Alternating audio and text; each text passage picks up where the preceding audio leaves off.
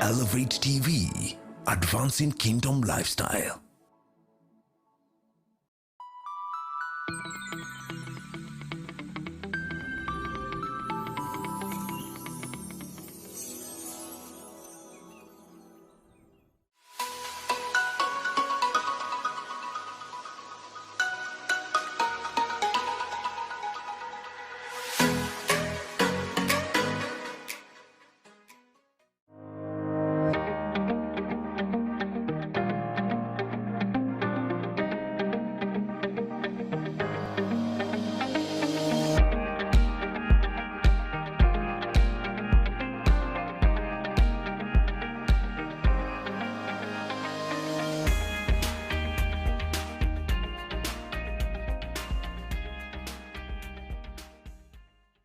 Right, good evening and good day wherever you are. Welcome to another episode of the Gigi Reports, and I'm excited that we can be back again today.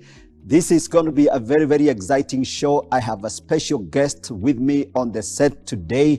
Welcome to the show, my brother, my friend, Reuben Kigame. Thank you. Thank you so much, Gigi. Very good. Very good to have you here. So, ladies and gentlemen, thank you. Let's get this conversation going. I would like you to, first of all, invite you to share the links with your friends. We are live on Facebook page, Elevate TV Kenya, and YouTube page, Elevate TV Kenya. So kindly share and let's get the conversation going. Now, today we are going to be dealing with an interesting subject, and the subject of the day is the state of the nation, a call to reboot, reset, and start afresh. This is a political conversation.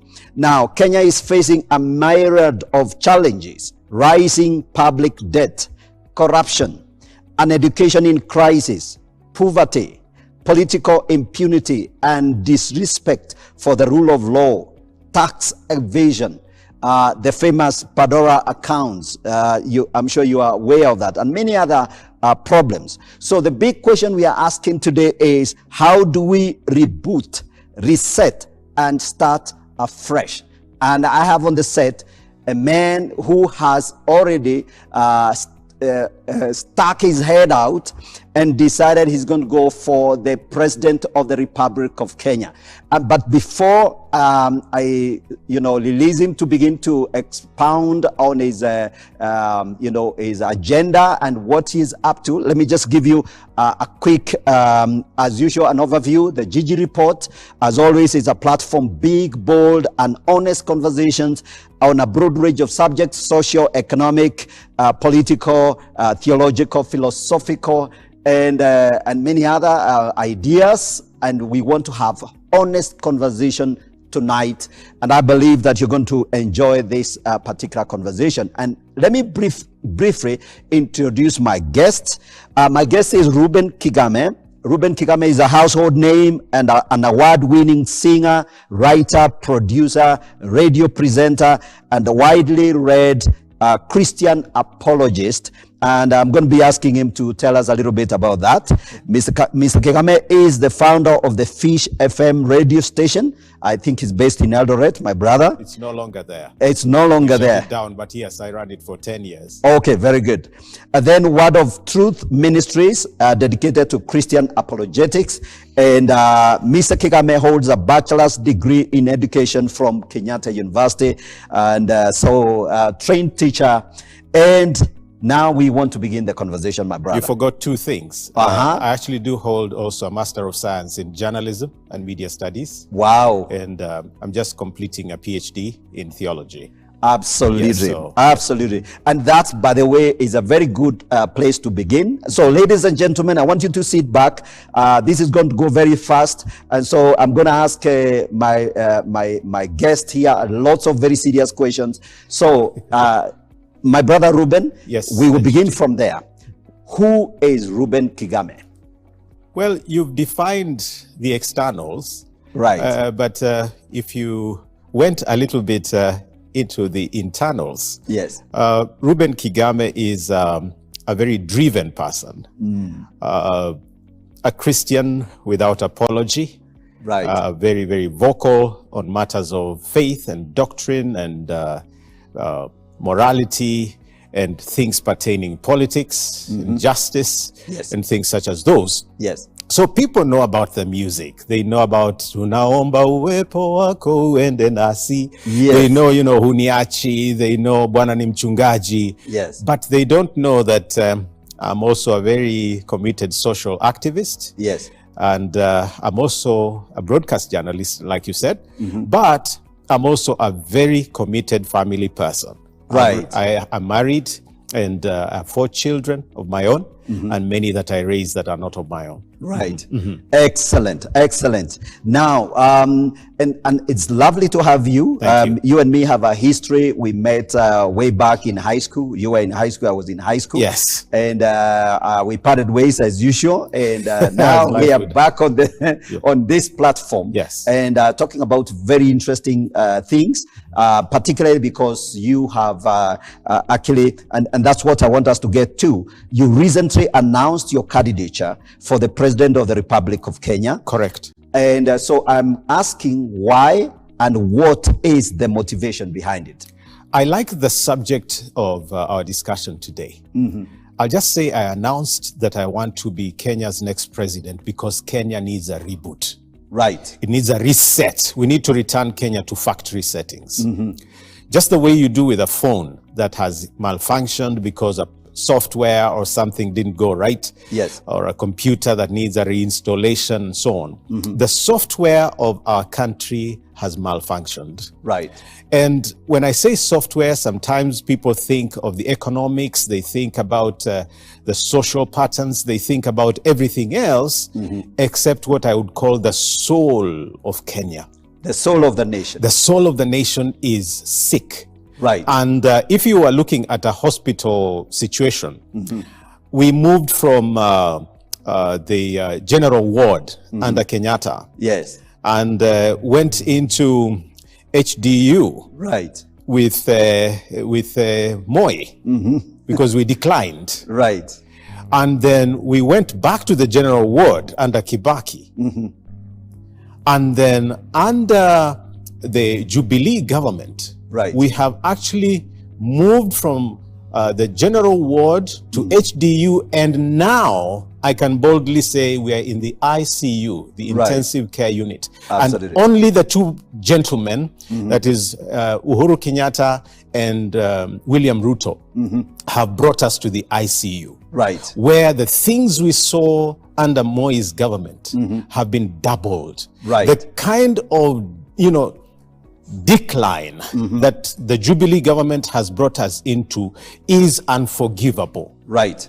And, as citizens, we can sit there and cry and say, what has happened to our country, woye, woye. I'm one of those who believes that as long as I have breath in me, as long as I'm alive, right, I have a duty to God and a duty to humanity to respond to every situation with all of my might, with every knowledge available, and do everything in my power to make this a better world. Right. So born in Kenya, I will not be trying to fix Tanzania. Right. Born in Kenya, I'm not trying to fix Europe. I am called by divine placement. Yes. To be in Kenya for a time such as this. And fixing or rebooting Kenya is not a walk in the park. Right. It is a huge mandate.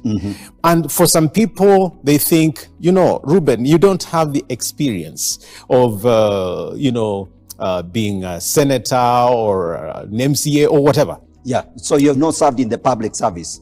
Well, I don't know what technically we need to define public service at this point. Once you go that direction, So I have not been in government directly. Yes. Okay. Yes. So they say I cannot do it, but you know what? All that have brought us to where we are have been in government. Some of them really long. Yes. So being in government is not really a plus if you're talking about fixing Kenya. Right. Because it is those who've been in government that have brought us to our knees. So my argument is, if those in government have been unable to fix Kenya for 58 years, right, maybe to reboot Kenya, we need a fresh start with people operating primarily from outside government, because they are able to see things a little better than those in government. It's like when you are in the swimming pool, you know, that is all you feel. When you get out of the water, it's a totally different environment. But somebody looking at you swimming, they can tell you, in fact, how things look in there. Right. So there is a sense in which I come with the push, like Esther. Yes. You know, facing a fairly dangerous and difficult situation. But you know what, Gigi, I've come to the point where I say, I'll go to the king. If I perish, I perish. Right. You know, I'm going to face this thing like David did Goliath. Right. You know, in the name of the Lord Almighty. And I have some, you know, because as an observer, I can see things that most of you don't. And Gigi, I need to add something here, that you and everybody else tends to look at things from the visual. You know, you sort of look at things with your eyes, and you look at all these roads, and, you know, so you think the traffic problem in Nairobi is you need an expressway. Yes. And I'm saying it's not the expressway you need. Yes. It's not infrastructure. What you need is a reboot of values. So I want to actually you know, comment on that, and maybe perhaps draw out some parallel. Okay. Apparently, you know, if you look at the U.S. Elections in 2016, we had Donald Trump, correct, who was technically an outsider in terms of politics, American politics, a businessman. He had never served in any legislative position. And do you see yourself actually maybe perhaps like Donald Trump, who actually, before you comment, because I can see you, you want to jump in there. Trump actually, in fact, the evangelicals and the Pentecostal, and even Trump himself, he said he is going to Washington to drain the swamp of malaise and corruption and bad governance that was at Washington, D.C. Right. And he landed there. So do you see yourself like another Trump coming into the scene? I don't think so. I'm just Reuben. Call me Reuben Kigame, call me RK, you know, Papa Kigs, you know, I'm just me. Because I never see things the way Trump sees them. But just to allude a little bit, I wouldn't even go as far as Trump. I would start with our very first president, the late Mzee Jomo Kenyatta. What presidency had he had before? He was the very first president, in fact, prime minister first and then president of this republic. So it's not about what you've been before. Look at the president of Madagascar, Rijoelina. He was a DJ. Absolutely. And by the way, I have been thinking about a DJ president. Now, what about George Weah, the footballer of Liberia? So it's not in career. I mean, all of us have careers, whether you're looking at a Trump with business and all of that. You know, when William Ruto with agriculture, and or you are looking at Nyerere with his socialism. We all come to the table with our histories, but driven by one major goal, change. Absolutely. So the issue is what and who can deliver that change. I believe that the people in office now and those wanting to run do not qualify because they've been there, done that, and Kenyans know that they have not delivered. So we need to do it different. For example, what does it take to stop something like overlapping of matatus? Actually, you see, once you get there, if you can't deal with that and you think by building an expressway you will solve the problem, you won't solve the problem. Absolutely. So Reuben, actually, and I want to take you there to the real core of the argument. Let's go there. To the core, because I listened to a clip which you have since released in the social media platforms, where you offer very scathing rebuke to the leaders of this nation, and basically you're asking a rhetorical question: do we have a country? As we face this coming election, I have one question that really bothers me. And the question is, do we really have a country? Do we have a country when a lot of people, instead of investing here, are keeping money in offshore accounts? You've heard about the Pandora leaks. Do we have a country when a lot of people are killing each other and then killing themselves? Do we have a country when young people are so disillusioned about education that they're burning schools? Do we have a country when nobody is even addressing these issues? In fact, we seem to always be firefighting ourselves. Do we have a country when so many people in this nation cannot put food on their table? Do we have a country when foreigners come here and they make government within our government? Do we have a country when foreigners come here and kill our people and it takes 9 years to investigate or bring people to book? Do we have a country when our own people will look at something like the death of Agnes Wanjiru in Nanyuki and become accomplices? They become the protectors of those who have done such, bad things to our people. Do we really have a country when our police, those tasked with protecting our lives, end up protecting even the very killers of Agnes Wanjiru? Do we have a country when we hear again and again of secret deals made in terms of business and profits with foreign agencies and companies? Do we have a country when the poor of this country, when those without resources are the ones completely pushed to pay taxes, and those who have so much don't pay taxes? Do we have a country when our leaders at will despise court orders and they completely just refuse to obey the law? Do we have a country when we are told that we should not gather because we have a pandemic and that there would be no political gatherings? And then we find the same people spreading the virus, spreading the pandemic like crazy because of the same things they ban. I put it to you, a time has come for us as citizens of Kenya to open our eyes wide.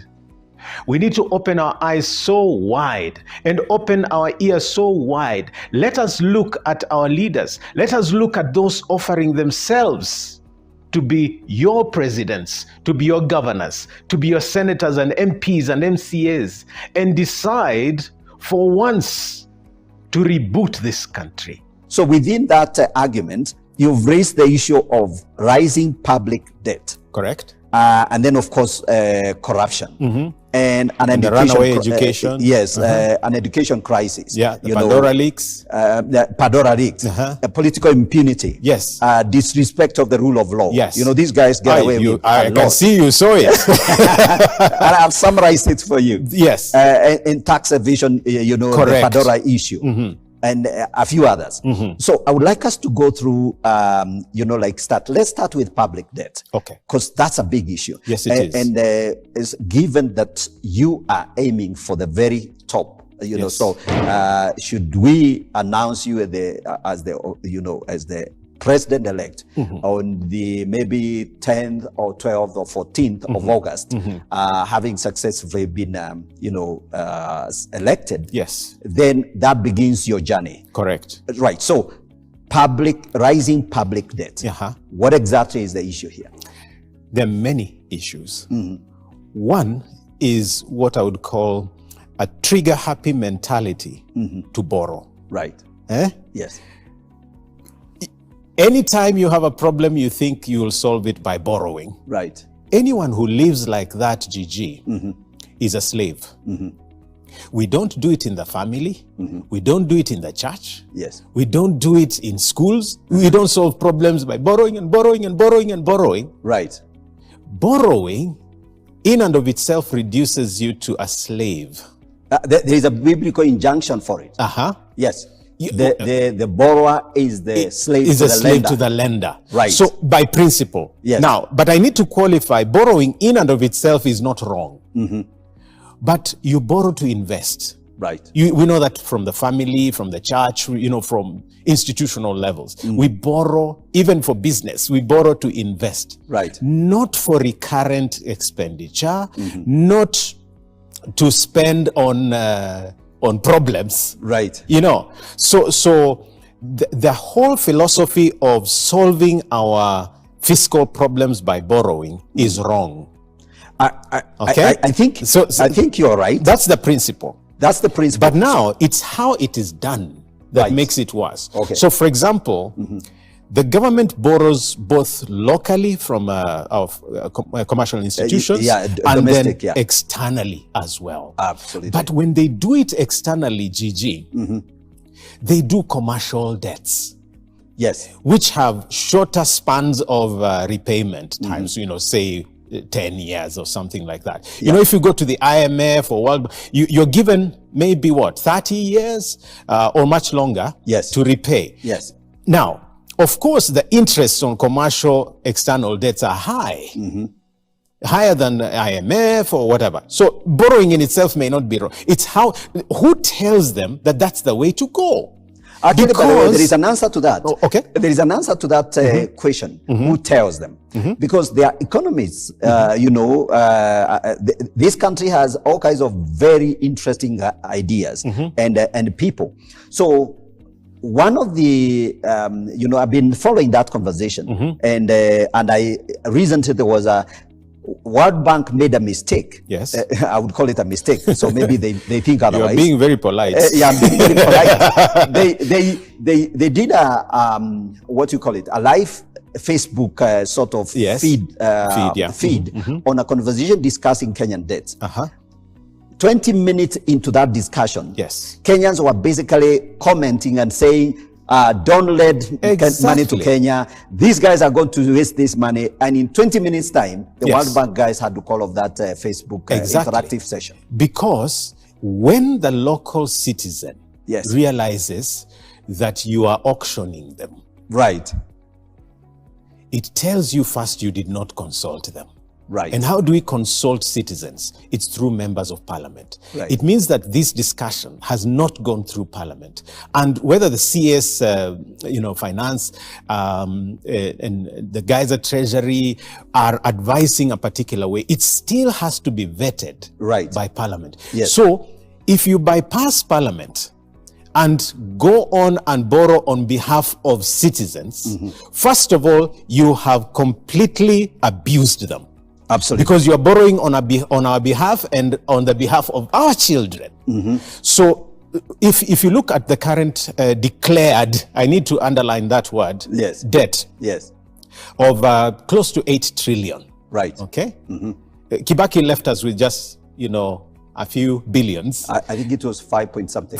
Close to 6, Now, here is 8 trillion. This is what is declared. If you put on the county liabilities, you're close to 12 billion. Right. Okay? Yes. Now, trillion. Yeah, trillion. We are talking trillions. Debt, But the 2020 income projection for Kenya was 1.6 trillion. Yes. You still go ahead and make a budget of 3.62 trillion. Right. Because you're thinking you'll get money from where? Okay. So, and Reuben, I agree with you. We are on the same page. Okay. So what you're saying, in there, there is a problem. There is a big problem. And you want to offer leadership. Not just participatory. Yes. But you're making wrong decisions because, like the Bible says, you become a slave. What if we are not able to pay? Absolutely. And so you can see the vibrations of that with how the foreign powers are beginning to have sway in our own country. There is even talk about the possibility of a military base for the Chinese here. We don't talk about these things openly, but we need to. Absolutely. If you see what happened to the killing of Agnes Wanjiru in Nanyuki, right? 9 years down the line, this thing has been completely sealed because the foreigner, the people that give us the money, they give us whatever military support, become our bosses. Most of Kenya, whether you're going to real estate or whatever, it's passing to foreign hands. So capture. So you could say no, it's abuse. It's not just capture. It's total abuse because you are in power, so you use power to sign deals like the SGR, which you cannot declare. Right. You sign all these deals, you are making losses, but you make citizens pay. So the taxation system, Right.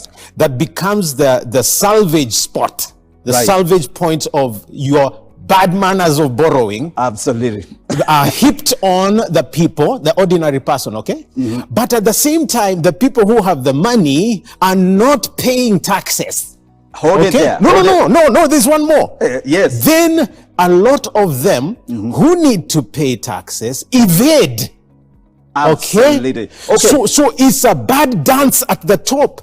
As the bottom here, you just keep telling them tutawasaidia, tutawainua, bottom up, mara sijui nini, azimio la umoja, 6,000 at the end of the month. Nonsense, total nonsense. It is theft.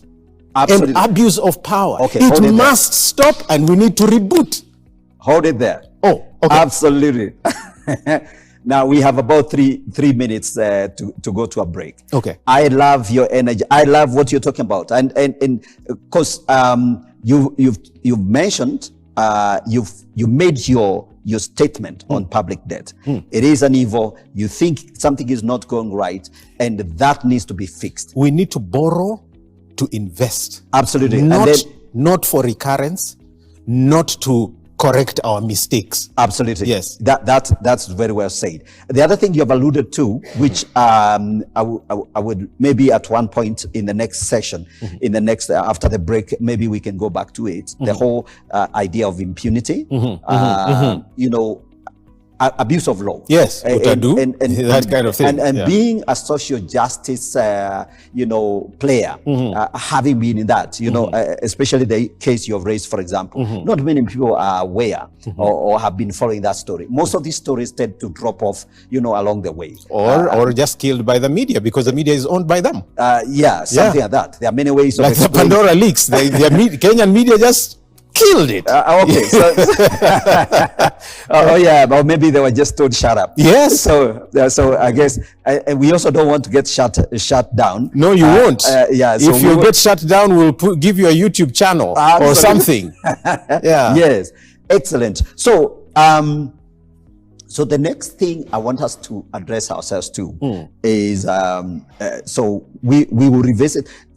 There is the issue of the education crisis, and I think we'll link that to the moral crisis, and link it up to corruption. Do you think? And I'm asking you this question. I know it's going to be a very long answer. Maybe not. It's going to be a long answer, but education is very short. So, but not education. Let's start with corruption. All right. Let's start with corruption. All right. Do you think that corruption in this country has become systemic? In other words, it's the very nature of our society and the way we carry out our business and transactions. Actually, JG, that is why we need a reboot. Okay. Because when a software malfunctions, yes, you've got to take everything to factory settings. And what has happened, the way you're describing that has become like second nature, yes, innate in us. It all boils down to values, our value system.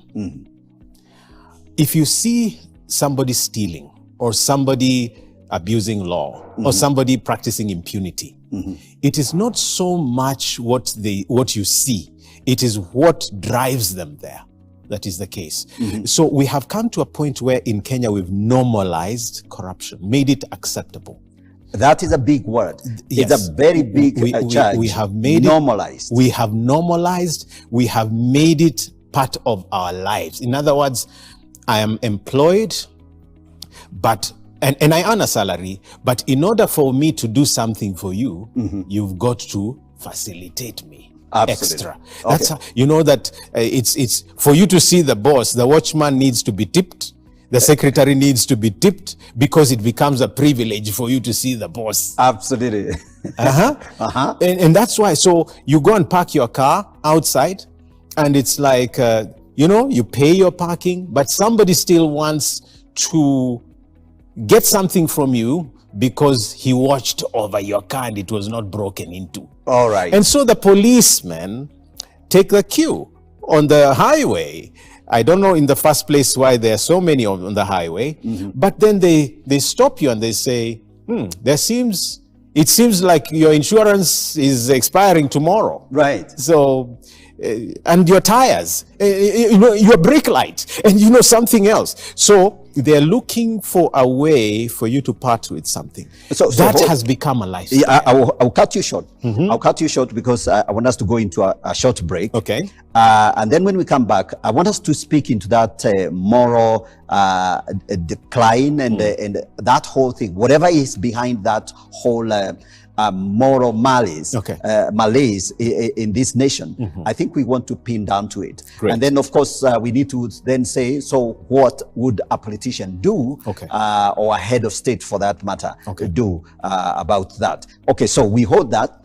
Ladies and gentlemen, I believe you're following this conversation, and we are telling it as it is. Reuben Kigame is on fire here. Well, don't go away. I need a fire extinguisher here.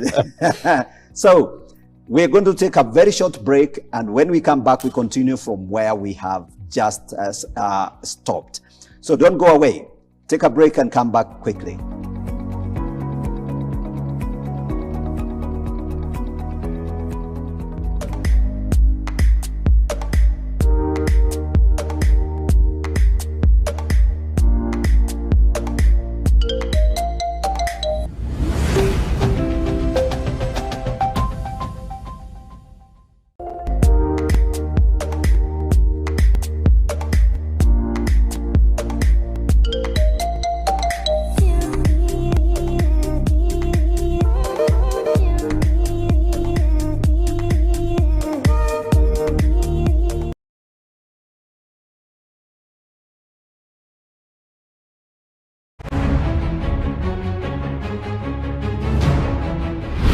Pressure is there.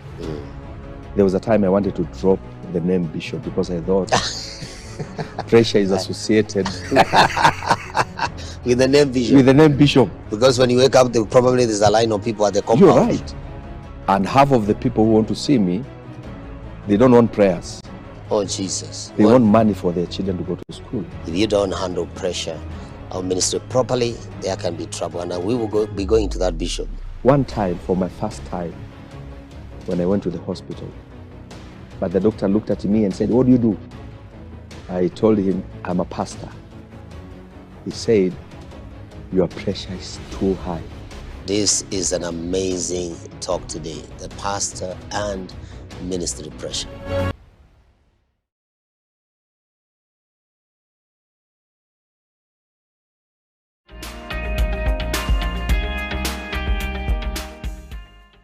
Welcome back. We are having a very serious conversation here. We are talking about the state of the nation, a call to reboot, reset, and start afresh. My guest, Reuben Kigame, is actually telling it as it is. And Reuben, before we went to the break, we are talking about corruption. The nature of it in our society. And I think there are so many examples. I mean, you have been stopped by police, I guess. Yeah. I have been stopped by police. My tires are, finished. Even if I don't think they are finished, is the word of the police officer is the rule of law. Yes. And of course, there is a sense in which, yes, a tire can be actually worn out. Correct. And you're just trying to push it a little bit harder. So we're not saying imputing malice and corrupt intent on the police officer every time they stop you. Yeah. I think there are some who abuse of power, really. Have the clear intent, to just make sure the law is followed. But then, of course, when you now get cornered, then they give you the option. Right. So you can do something about it. Mzee, you are guilty of this and this, right. But you have an option. So, and that's where the invitation to corruption comes in. Correct. And then that seems also to kind of, then translate into the political conversation. Yes. Please speak into that. So I'll take it one step backwards to where it all begins. It begins in the family. Right. Not in government.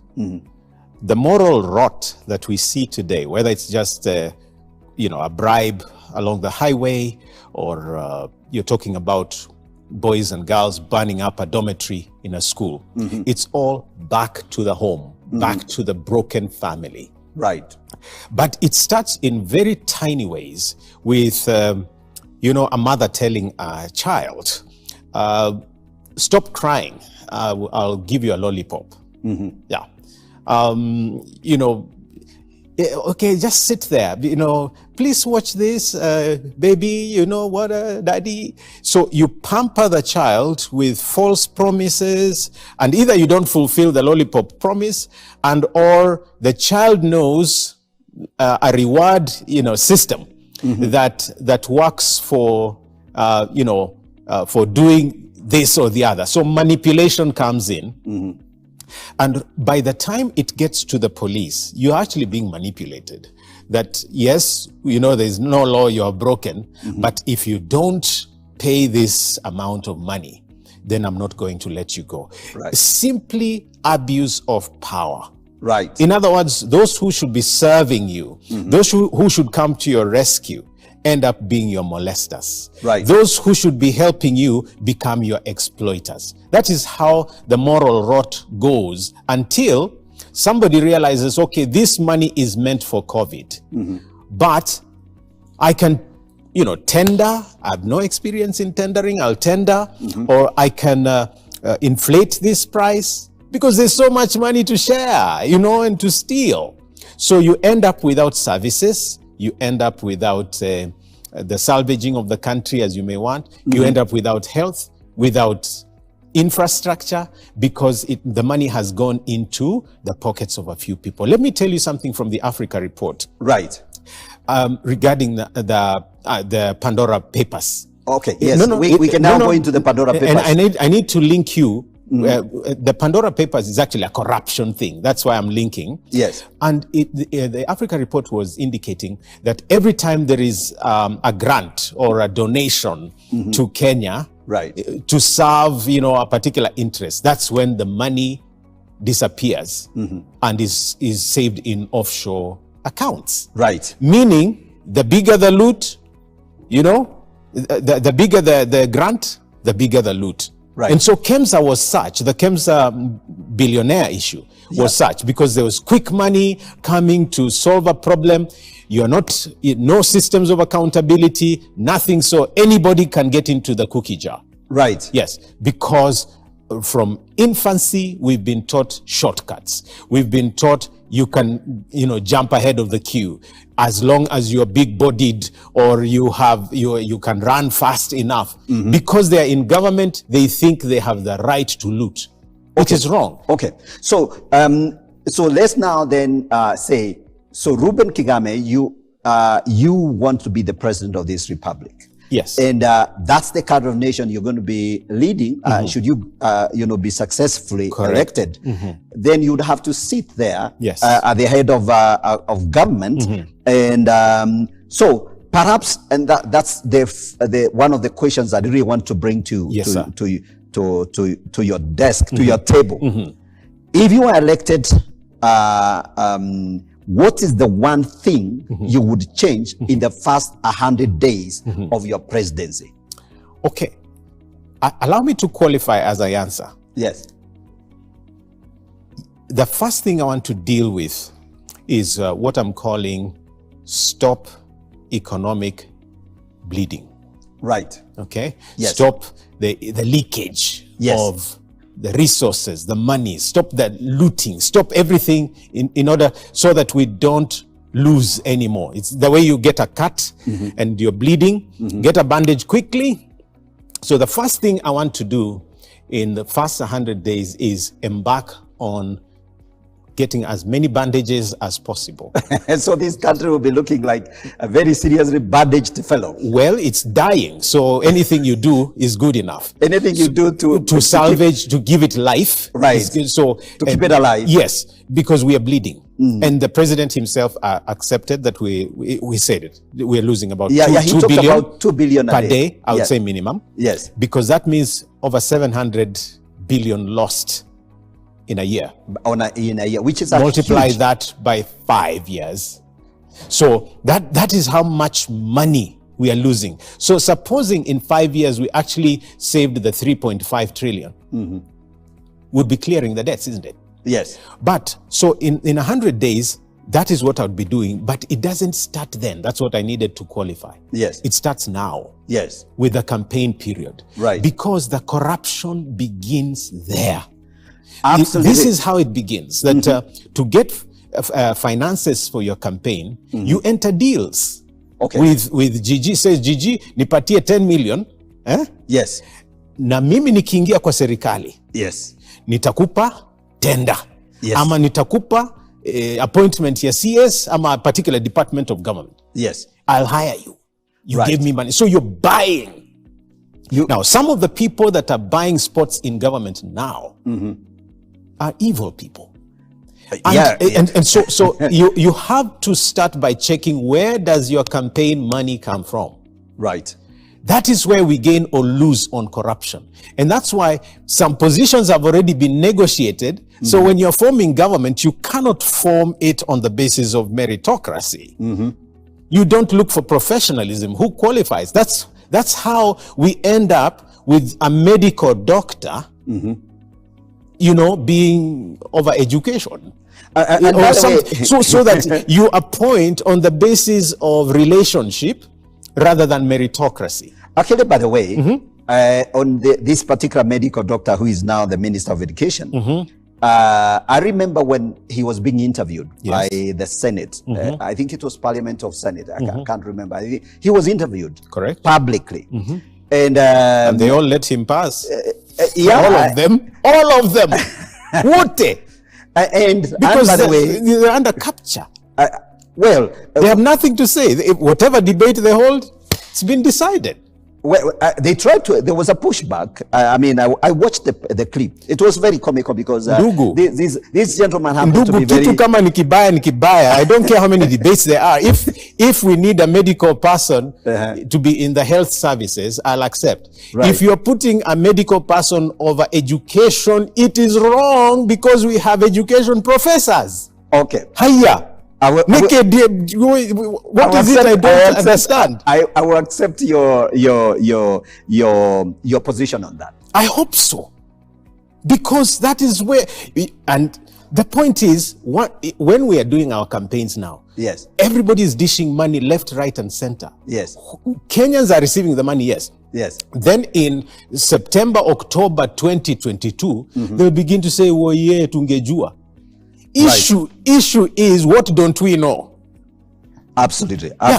Okay, so that's well said. Let's talk about now party politics, because that's an issue we need to address ourselves to. All right. We know if you're going to get elected, you will need to. You have two options. You need to be a member of a party, and that party needs to nominate you. Yes. Or then you come in as an independent candidate.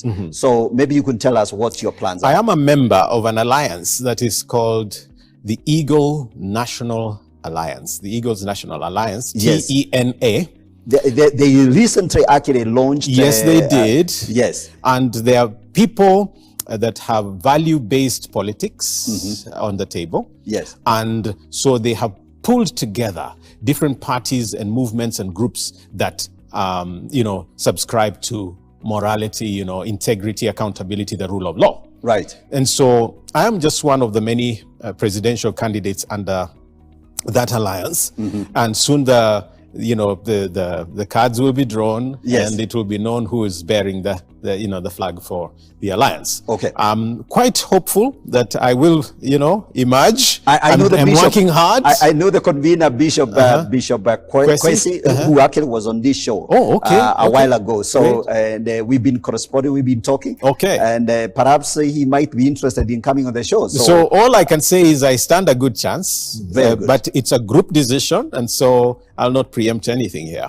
Okay, very good. So, so on that basis, then you're coming in from that alliance, with under a political party and an alliance. And that alliance, Gigi, is going to be shaking this nation pretty soon. Absolutely. Absolutely. Yeah, I know they had a very serious launch the other day and a press conference. And I think you were a part of that press conference. Yes, I was. And we were gagged. Of course, the mainstream media killed the story. But that doesn't kill the alliance. It doesn't kill the citizens' resolve. Right. It doesn't kill the reboot agenda. It is going to happen. Absolutely. Yes. Ladies and gentlemen, there is a reboot agenda and it's going to happen. And Reuben Kigame is here with me. Nobody can stop it. And no one can stop my brother. And mark that. I'm saying nobody, because only God is big enough to tell us which way to go. Okay. As long as it's a human being, you can do all your plans, you can everything. Right. Then God says, no.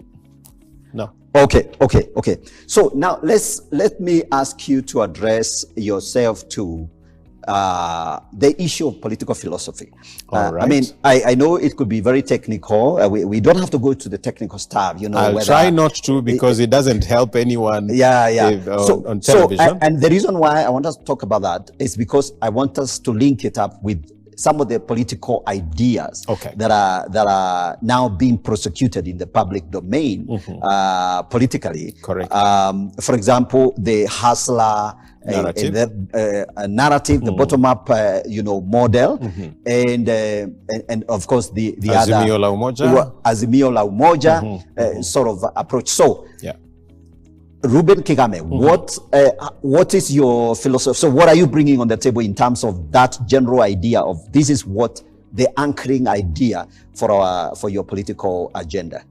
So if you were to define the presidency of Reuben Kigame, yes, it would be godly, right, and driven by values of integrity, accountability, and the rule of law. Absolutely. That summarizes it. Yes.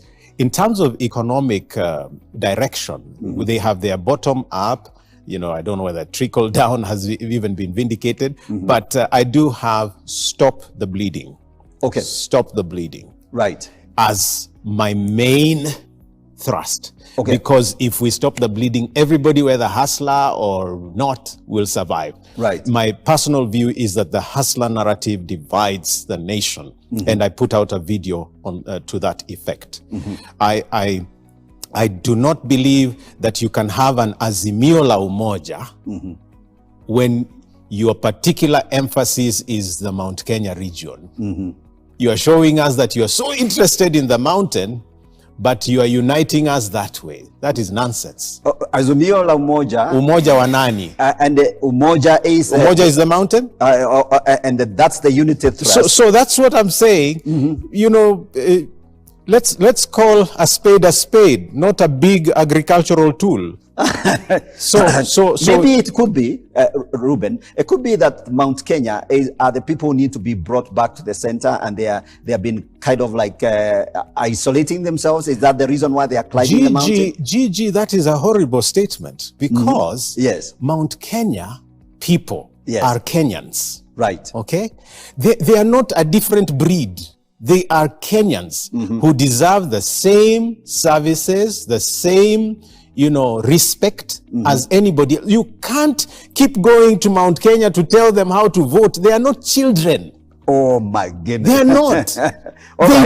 They know who they want when they want them. Let me tell you, Gigi, if you were to say this, if you were to quote me, yes, the people of Mount Kenya need to align themselves or vote somebody who will allow them to live anywhere in this country and not have to lose property or move every 5 years. Right. So if someone can assure them that every election their houses will not be burnt, their properties will not be, that they don't have to vacate and go back to Murang'a or Meru.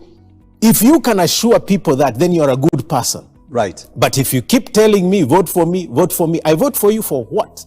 Okay. Bring to the table national unity. Don't keep coming to my house and assume that all the other Kenyans are not important. Right. Yes. Do you think that maybe that whole narrative about Mount Kenya, we Mount Kenya and all that is driven by this other idea about Kenyan elections being about numbers, the tyranny of numbers. First of all, Mutahi Ngunyi Right, abused that particular statement. right, Tyranny of numbers. The numbers don't have a problem. Right. The problem is the tyranny. Okay? right. So you belabor tyranny and you know where you're going with it. Yes. In other words, you force the numbers to work for you. Right, But if we were to be honest, and if we were to use recent statistics, yes, the Mulembe nation is bigger than the Kikuyu nation. yes, And nobody wants to say that. It's not about numbers. When you looked at the census of 2009 and come 2019, again, you have the Somali really community growing in leaps and bounds, legally and illegally. right, So it's not about numbers, but the Ogiek community needs to have the same economic and social attention as the Mount Kenya or Mijikenda people. right, So, in fact, for me, the Mount Kenya issue should be solved this way. Have a president that tells the endowed people, like if you are so endowed with the economic prowess, yes, you open up the country so that, for example, the Mount Kenya people can invest in Turkana, in Laikipia, without being thrown out. right, Don't throw people out. This is their country. So, and if you just opened up the country enough, then we don't have to think who is who where. I long for a day when we will have a Kikuyu governor in Kisii wow, and a Kisii governor in Mandera right, without asking, uko gani, because it's about services. We are a nation. We are not here by accident. God put us here so that we can support one another. Okay, let me tell you this. I was born in Vihiga myself. Yes. I grew up in Nyanza. My first wife, who passed on, was from Kirinyaga. Right. I live in Wasingishu. Okay. That's where my home is now. Yes. Who am I? Yeah. So when I speak of national unity as Kigame, yes. I come with that heritage on the table. Because for me, it doesn't matter who you are. Yes. As long as you're a Kenyan, I need to serve you. Absolutely. You see? But if you come to me with polarization and then you go to your community and you're talking like, we must teach them, we must show them. That is tribalism through the back door. Right. It's not acceptable. Okay. So right. the Azimio la Umoja is being led by somebody who is living contrary to that Umoja. Okay. Yes. Absolutely amazing. Amazing. I think we alluded to the education crisis and the CDC and all that. And so you have said, for example, the first 100 days, you will stop the bleeding. That's an economic solution. We now have the last few days, maybe 10 or so days, we have had a number of schools that have been reportedly burned down by their students. Yeah. Where do you see that problem? Okay, there is the whole issue of the moral, kind of failure of our, the soul of this nation. Yes. Apparently, corruption seems to have seeped through our systems. Yes. And a sense of irresponsibility among young people, kind of like we just pass it on, Yes. and hence the burning of schools or something like that. How do you solve that kind of a problem? It's all mental health. Yes. We are sick. Right. There was a shakeup in the nation the last 1.5 years due to COVID. Yes. But we were already a volatile nation coming from out of 2017. Yes. So the handshake purports to solve it. It doesn't. Then you have, you have this pandemic. Then you have all the corruption issues. And so people are losing jobs, promises broken. So there was an earthquake that has happened that we are not admitting. Right. So everything is all over the place. And Kenya is tense. And so are our children. So are the teachers. So are the parents. Everything is tensed up. Right. And so it's how that tension percolates that is my worry. Because if you combine stressed teachers, because you assume that teachers don't get stressed, they are. Yeah. And you combine with stressed workers, Right. and stressed students, Okay. and stressed parents. Right. You have crowded the semesters, the school terms, in such a way that there is no breathing. The children can't play. You have to finish the syllabus. So there's so much pressure. The parents are on the edge. You're saying pay fees. Some people have been out of work for 1.5 years.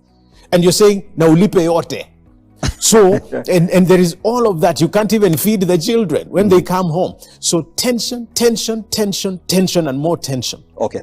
So what we are seeing is the percolation of tension and mental illnesses. If you haven't forgotten, I hope you remember the wanton killings. People kill a whole family and kill themselves, even in the police force. It's just tension.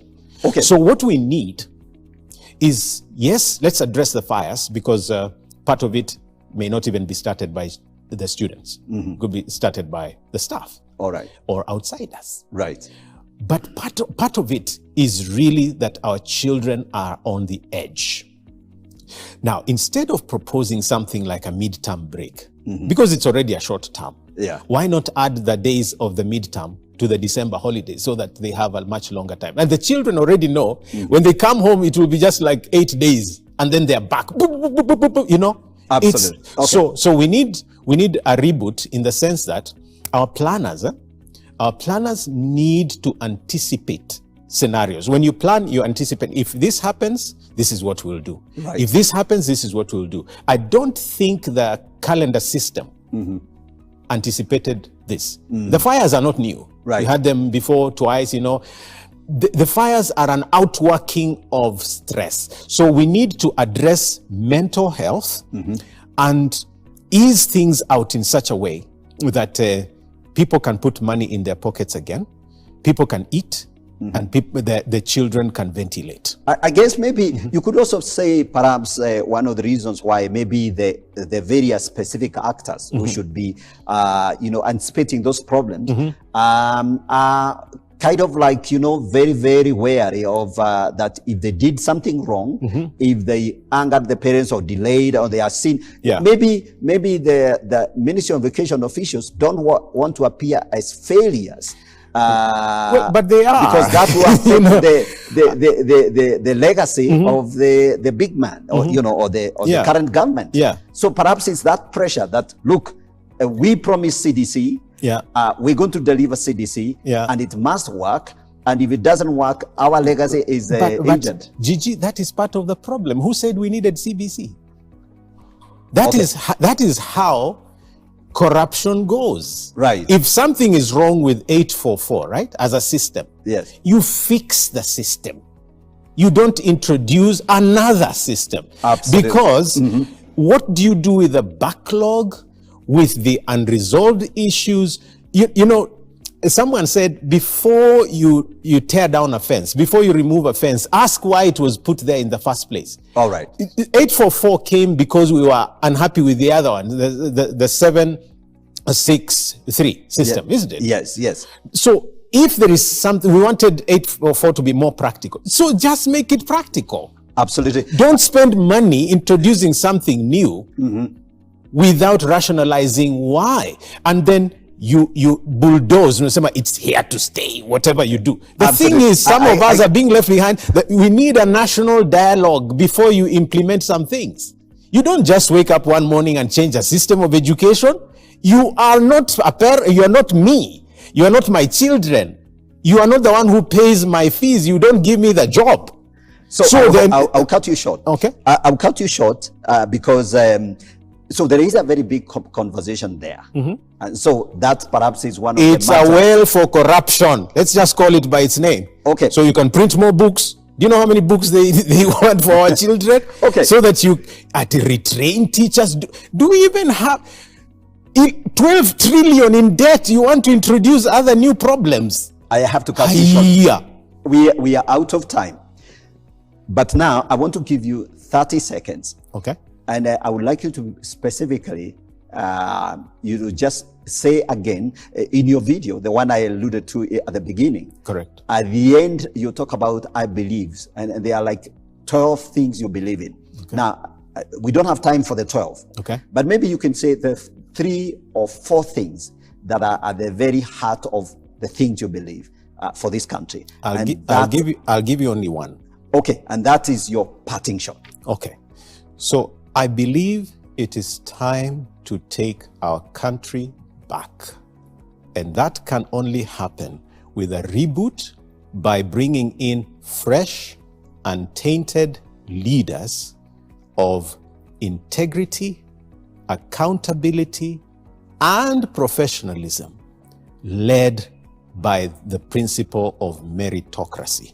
Absolutely. We need that now. And I believe by God's grace, I represent that so that you can have a corruption-free society that is fed well, food security, that is healthy, and that is God-fearing enough for people to be their own police. Thank you. God bless you so much. That's all we had for you tonight. I can't add more. Thank you very much for staying tuned on the GG Report this evening. I believe you've learned a lot, you've listened, and you can make up your mind about some of the things we've been talking about. As you can tell, we haven't been able to finish the conversation. There are many things that we may not be able to go into great depth, but thank you for staying tuned. I have been your host, Godfrey Gichuki, and this is the GG Report. God bless you for staying tuned. See you another day, same place, same channel. God bless you. Good night.